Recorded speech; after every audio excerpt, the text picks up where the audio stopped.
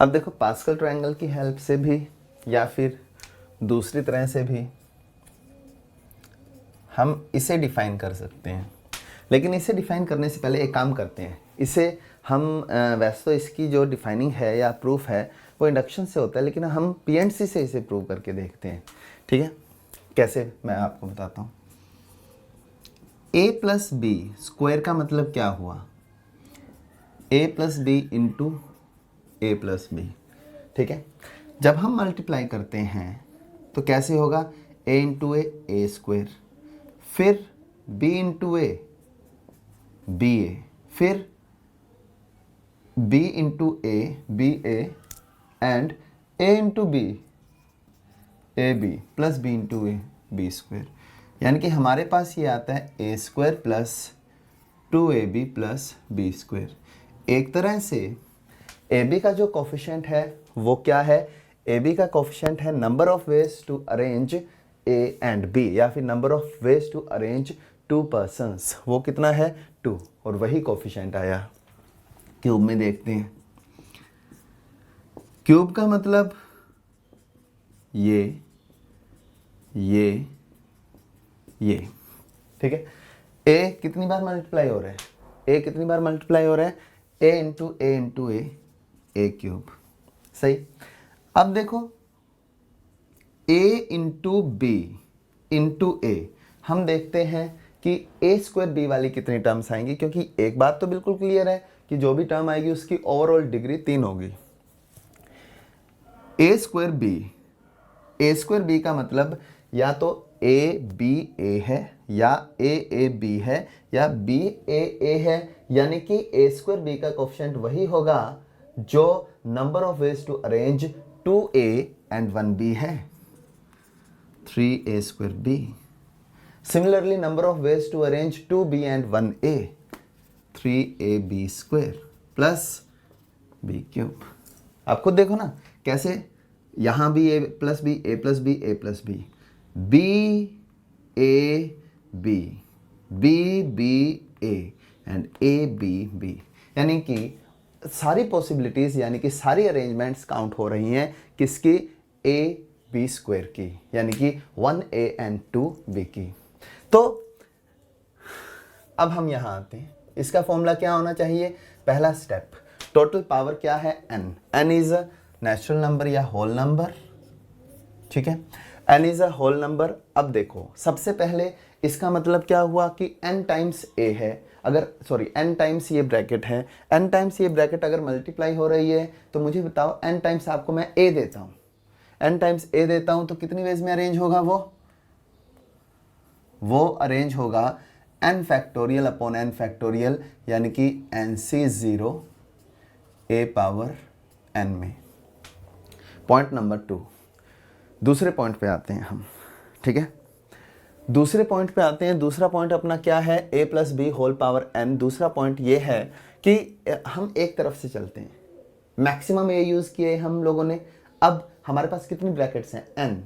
अगर मैं n brackets में से n माइनस 1, n ब्रैकेट्स में से n माइनस 1 ब्रैकेट्स के a उठा लूं और एक ब्रैकेट का b उठा लूं, तो क्या मतलब हुआ, मतलब ये हुआ कि उसका मतलब ये हुआ कि we will have n factorial upon n minus 1 में से a उठाया एंड 1 में से b उठाया, a power n minus 1 b। इसके बाद मुझे ये बताओ, अगर मैं n माइनस 2 ब्रैकेट्स में से a उठाऊं और n माइनस 2 ब्रैकेट्स में से a उठाऊं, एंड तो कौन सी n माइनस 2 ब्रैकेट्स हैं, वो उसमें भी अरेंज करने की जो वेज होंगी वो यही होंगी,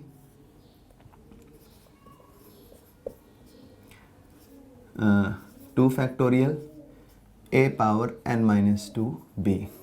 ठीक है, ये एक तरीका है सोचने का। दूसरा, हम ऐसे भी सोच सकते हैं कि जब हमें a पावर n चाहिए तो a पावर n कैसे आ सकती है, हर ब्रैकेट से हमें a उठाना ही होगा, तो यानी कि जितनी वेज में हम सभी a को उठा सकते हैं, यानी कि 0b को जितनी वेज में हम उठा सकते हैं। इसके बाद a power n minus into B, मतलब ये तरीका मैंने कैसे आपको बताया, अरेंजमेंट करके। अब इसी को सोचने का ये तरीका भी है कि यहाँ हम लोगों ने n ब्रैकेट्स में से कोई भी b नहीं उठाया, तो b को सिलेक्ट करने की वे nc0 a पावर n। उसके बाद n ब्रैकेट्स में से एक b उठाना है, n ब्रैकेट में से एक b उठाना है, एग्जैक्टली एक b उठाना है, बाकी सबसे a उठाने हैं। तो मुझे बताओ n ब्रैकेट्स में से एक ब्रैकेट सिलेक्ट करने की वे क्या होगी, nc1 प्लस दो में से b उठाना है nc2 a पावर n-2, बाकी बचे हुए जो n-2 ब्रैकेट हैं उनसे। अब मुझे बताओ क्या ये चीज सही है। अब ये मत सोचना कि ऊपर कुछ और प्रूव हुआ था, नीचे कुछ और प्रूव हुआ था, दोनों सेम है। This is nothing but nc1, this is nothing but nc2। तो आप ऐसे भी सोच सकते हो कि जितने b चाहिए उतने ब्रैकेट्स सिलेक्ट कर लो, बचे हुए ब्रैकेट्स में से a सिलेक्ट कर लो, जितने b चाहिए उतने ब्रैकेट्स सिलेक्ट कर लो, बचे हुए ब्रैकेट्स में से एक सिलेक्ट कर लो, एंड सो ऑन। तो this is the value of a plus B whole power n। याद करने का ढंग, a की पावर हमेशा दिस माइनस दिस रहेगी, a की पावर n-1 b, और ये ग्रेजुअली चलता रहेगा a power n-2 b square, and so on. Second last term की अगर हम बात करें तो ये आ जाएगा nc n-2 a this minus this and b power n-2 and nc n a power n-1 a and b power n-1 nc n a power 0 b power n। तो this is value of a plus B whole power n, और आपको ऐसे याद रखना है।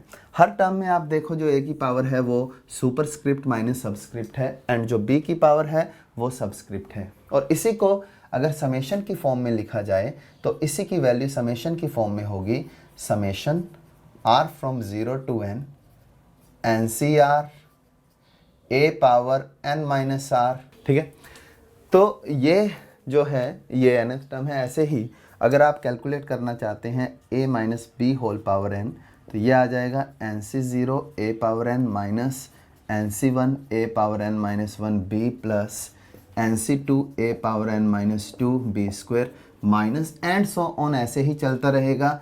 इससे हम लिखते हैं summation r from 0 to n ncr a power n-r and -1 power r into b power r। तो ये तरीका है। ऐसे ही दोनों को अगर हम ऐड कर दें, इन दोनों को अगर हम ऐड कर दें a plus B power n a minus B power n, तो हमारे पास ये आ जाएगा ट्वाइस an प्लस nc2, क्योंकि ये कैंसिल होएगा, n-2 b square and so on, ये अपने पास आ जाएगा। ठीक है, और इन दोनों को अगर ऐड करोगे समेशन की टर्म्स में, अगर आप इसे लिखोगे तो summation r from 0 to summation r, ठीक है, समेशन की टर्म्स में आप लिख लेना, बस एक जंप मार के चलेगा ये।